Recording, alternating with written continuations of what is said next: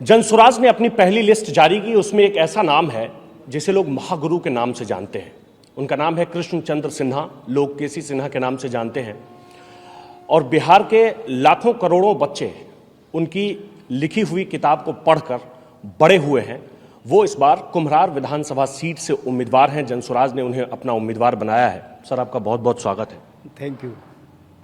बिहार में कोई कुछ भी बन जाए, वो आप जैसा गणितज्ञ ही क्यों ना हो जाए, जिसे लोग महागुरु के नाम से जानते हैं, आखिर में राजनीति का रास्ता ही क्यों? सेवा करने के तो और भी कई सारे तरीके हो सकते हैं। बाकी सब फील्ड में शिक्षा के क्षेत्र से हम जुड़े हुए हैं और शिक्षा के क्षेत्र में जो हो सकता था, जैसे कॉलेज में, उसी कॉलेज जिस कॉलेज में हम पढ़ाई किए उसी कॉलेज का असिस्टेंट प्रोफेसर हुए, उस समय लेक्चरर कहलाता था, रीडर हुए, प्रोफेसर हुए, हेड ऑफ द डिपार्टमेंट हुए, डीन फैकल्टी ऑफ साइंस हुए और उसी कॉलेज के प्रिंसिपल भी हुए और अंत में उसी यूनिवर्सिटी के वाइस चांसलर भी हुए। तो उस क्षेत्र में जो हमको करना था वो तो कर चुके, लेकिन उसका दायरा लिमिटेड होता है। निचले तबके के जो बच्चे हैं, जो हमारे बिहार के, हम सब लोग जानते हैं कि बिहार के विद्यार्थी कठिन परिश्रमी होते हैं, प्रतिभा संपन्न होते हैं और ईमानदार होते हैं। आप देखते होंगे कि हमारे विद्यार्थी बाहर कॉम्पिटिटिव एग्ज़ाम की, जैसे यूपीएससी की तैयारी करने दिल्ली जाते हैं, एक छोटे से कमरे में रहते हैं, अपना खाना खुद बनाते हैं और सफल होकर के बहुत सारे उसमें से आते हैं। अगर उनको अपने आसपास इसी बिहार में ही वो वातावरण बना दिया जाए और बिहार में ही उनको गुणवत्तापूर्ण शिक्षा मिल जाए और कॉम्पिटिटिव एग्ज़ाम अगर दे रहे हैं डिफरेंट तरह के, तो उसकी तैयारी करा दिया जाए बिहार में ही। और गरीब तबके पर बहुत ध्यान देना होगा, क्योंकि वो प्रतिभा संपन्न होते हैं लेकिन उनके पास संसाधनों की कमी होती है और संसाधन के अभाव में उनकी मेधा कहीं ना कहीं मार खा जाती है। तो उसको कैसे ठीक किया जाए? तो मेन जो होता है इम्प्लीमेंट करने का मशीनरी अलग है, लेकिन नीति बनाने का। ठीक है सर, हम बिहार की शिक्षा व्यवस्था पर भी बात करेंगे। आपकी गिनती बिहार के प्रबुद्ध लोगों में होती है। आपको तो कोई भी पार्टी प्लेटफॉर्म दे देती। जनसुराज को आपने चुना है या जनसुराज ने आपको चुना है?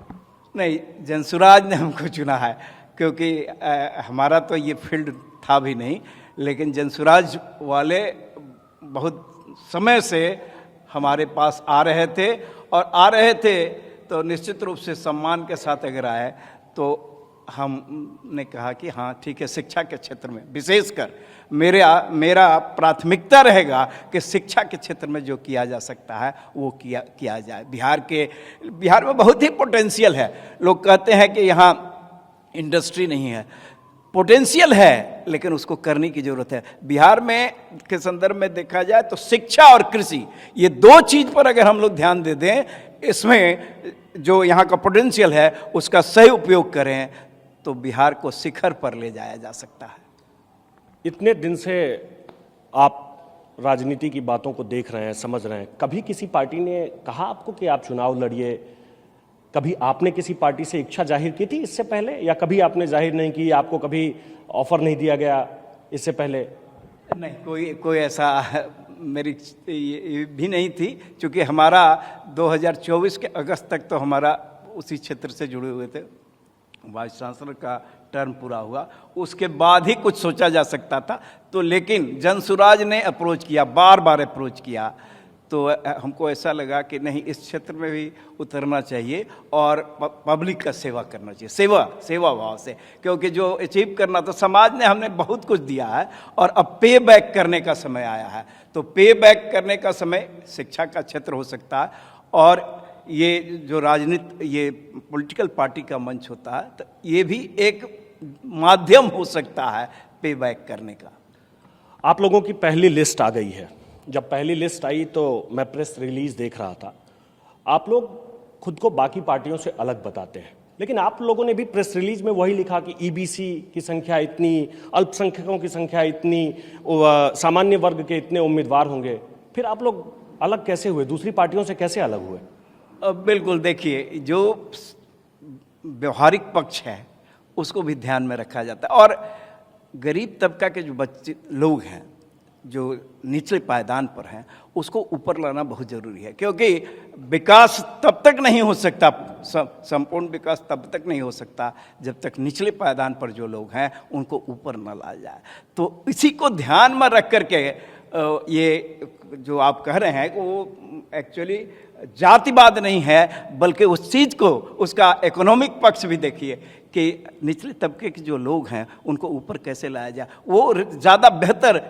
कहीं ऐसा तो नहीं है कि ईबीसी की संख्या ये, अल्पसंख्यकों की संख्या ये, ऐसा करके कहीं रीजनल पार्टी को नुकसान पहुंचा करके राष्ट्रीय पार्टी को फायदा देने की कोई कोशिश तो नहीं है? क्योंकि ईबीसी का वोट नीतीश कुमार का वोट माना जाता है, अल्पसंख्यकों का वोट आरजेडी का माना जाता है, तो ये कोई राष्ट्रीय पार्टी को फायदा पहुंचाने की कोई कोशिश तो नहीं है?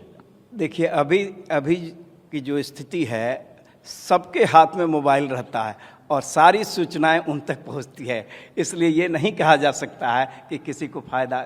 लोग सोच विचार कर, लोगों के बुद्धिमत्ता पर विश्वास करना चाहिए, वो अपनी बातों को उन तक पहुंचाइए और उनको निर्णय लेने दीजिए कि क्या करते हैं। और निश्चित रूप से जो पब्लिक का निर्णय होता है, जो जनता का निर्णय होता है, वो सर्वोपरि होता है और बहुत बेहतरीन भी होता है। आपको जहां से टिकट दिया गया है कुम्हरार विधानसभा क्षेत्र, इस विधानसभा क्षेत्र के लिए ये आपने चुना है या पार्टी ने तय किया कि आप वहां से चुनाव लड़ेंगे?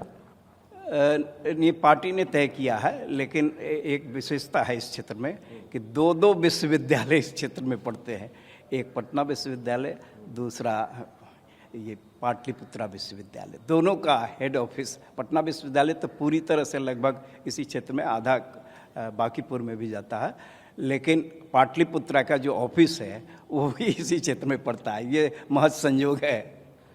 लेकिन कुम्हरार विधानसभा सीट को लेकर जब आप बात करते हैं, कुम्हरार विधानसभा सीट को लेकर जब चर्चा होती है, उस सीट को बीजेपी का बिल्कुल परंपरागत सीट मानते हैं पिछले 35 साल से, जब वो पटना सेंट्रल के नाम से लोग जानते थे तब भी, और जब उसे कुम्हरार विधानसभा क्षेत्र के नाम से जानते हैं तब भी। वहां से लगातार बीजेपी जीतती आ रही है। कहीं ऐसा आपको तो नहीं लग रहा कि आप फंस गए वहां? ये तो जनता को निर्णय करना है। देखिए, हमारी जनता पर हम विश्वास है और उनका निर्णय सर्वोपरि होगा, सिरोधार्य होगा। आपकी पार्टी के तरफ से बार बार ये कहा जा रहा है, और खास करके प्रशांत जी एक बात ये कहते हैं, प्रशांत किशोर, कि वो चुनाव लड़ेंगे या वो चुनाव नहीं लड़ेंगे, ये पार्टी के लोग तय करें। आप क्या कहना चाहते हैं? उन्हें चुनाव लड़ना चाहिए? और चुनाव लड़ना चाहिए तो जैसे आपने कहा कि पार्टी ने तय किया कुम्हरार से, तो पार्टी प्रशांत किशोर जी के लिए कौन सी सीट तय कर रही है? वो तो कह ही चुके हैं कि जनता कहेगी कि यहाँ से लड़िए तो वहाँ से वो लड़ेंगे, इसलिए जनता के निर्णय पर वो भी छोड़ चुके हैं और जनता उनके पास आग्रह कर रही है। अब जहाँ से आग्रह करेगी वो डिसाइड करेंगे कि कहाँ से उनको लड़ना है या नहीं लड़ना है। एक चीज़ और कहते हैं प्रशांत किशोर की इस बार उन्हें अच्छी खासी सीट मिल रही है, और वो ये बात भी कहते हैं कि हो सकता है जनस्वराज की सरकार भी बन जाए। और जब उनसे ये पूछा जाता है कि मुख्यमंत्री कौन बनेगा, तो वो कहते हैं कि मेरे से ज़्यादा काबिल, मेरे से ज़्यादा पढ़े लिखे लोग इस पार्टी में हैं, तो मुख्यमंत्री मैं नहीं बनूंगा, वो लोग बनेंगे। कहीं वो आपकी तरफ इशारा तो नहीं कर रहे? आप गणितज्ञ हैं, आप चर्चित हस्ती हैं, आपके बारे में लोगों के बीच यही राय है कि आप काफ़ी पढ़े लिखे हैं, कहीं वो आपकी तरफ इशारा तो नहीं कर रहे हैं? नहीं, मेरा काम है जनता की सेवा करना, और जनता के सेवा के करने के लिए हम इस क्षेत्र में कदम रख रहे हैं, चूँकि मेरे लिए नया क्षेत्र है, लेकिन जनता के सेवा करने के लिए और किसी पद के लालसा में हम ये नहीं कर रहे हैं। अब तक बिहार में जितने लोग सत्ता में रहे, उसमें से सबसे अच्छा शासनकाल आपको किसका लगा और सबसे बुरा शासनकाल किसका लगा? केसी सिन्हा ने एक लंबा वक्त देखा है, पटना जैसे शहर में रहकर देखा है, आपने इतनी किताबें लिखी, लाखों करोड़ों छात्रों से आपकी अब तक मुलाकात हुई होगी, सैकड़ों छात्रों को, हजारों छात्रों को आपने पढ़ाया है, तो आपकी अपनी क्या राय है सरकार को लेकर कि किसकी सरकार सबसे बेहतर रही और किसकी सरकार सबसे खराब रही? देखिए, अपने अनुसार तो सब कोशिश करते हैं कि बेहतर करें, जनता के लिए कुछ बेहतर करें, लेकिन मैं अपना व्यक्तिगत राय व्यक्त करता हूं कि हमारे लिए माननीय नीतीश जी अच्छे लगते हैं हमको, इसलिए कि उनका विज़न जो है वो ज़मीन पर अगर उतार लिया जाए तो बिहार बहुत तरक्की करेगा, और उन्होंने किया है। लेकिन अभी भी करने का बहुत कुछ रह गया है और उसको पूरा करने पर भी ध्यान देना चाहिए। बिहार, हम कह ही चुके हैं कि बिहार के प्रतिभा को कैसे शिखर पर ले जाया जाए। युवाओं में बेचैनी है। क्यों बेचैनी है?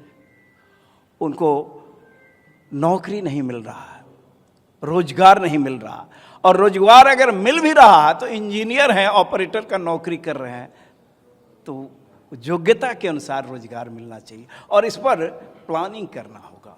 और ये सब काम बच गया है और हर कोई अपने से कोशिश करता है, बेहतर करता है, लेकिन अभी भी बहुत कुछ करने की ज़रूरत है ताकि बिहार को आगे ले जाया जा सकता है। विशेषकर शिक्षा और कृषि के क्षेत्र में बहुत पोटेंशियल है। आपने रोजगार की बात की और तेजस्वी यादव ने एक बयान दिया है, आपने सुना है वो बयान कि बिहार में हर परिवार में जिनके पास सरकारी नौकरी नहीं है उस हर घर में एक एक लोगों को नौकरी दी जाएगी। इस बयान को, ये जो वादा है, इस वादा को आप कैसे देखते हैं?